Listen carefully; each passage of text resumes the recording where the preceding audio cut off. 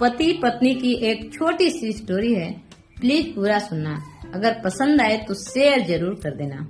पति रात को थका हुआ घर वापस आता है और पत्नी ने उसके आते ही झगड़ना शुरू कर दी। पति ने बोला कि मुझे खाना तो दे दो, भूख लगी है।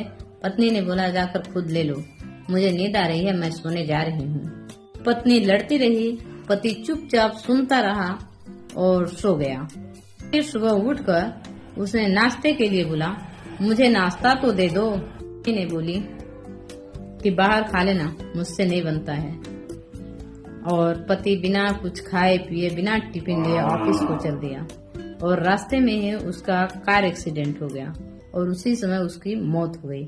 जब पत्नी उसकी स्कूल से बच्चों को लेकर घर वापस आ रही थी तो देखी कि द्वारे पर बहुत ज्यादा भीड़ पड़ी थी और उसने जाकर देखा तो वहाँ पर उसके पति की लाश पड़ी थी।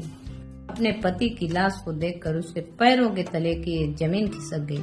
वो निशब्द रह गई, उसके आंखों से सिर्फ आंसू।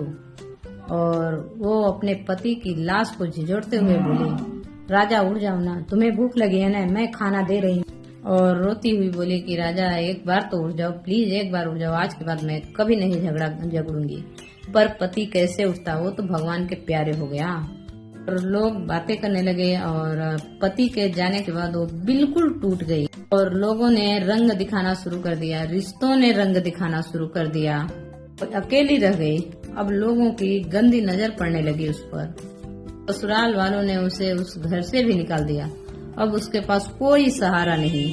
तक पति था तब तक वह उसी घर में रानी बनकर रह रही थी। ये जाने के बाद उसकी नौकरानी से भी बदतर जिंदगी हो गई। तो मैं कहना चाहती हूँ कि अपने पति की कद्र कर लो, क्योंकि जब तक पति है तब तक तुम्हारे सर पर ताज है, रानी बनकर बैठोगी।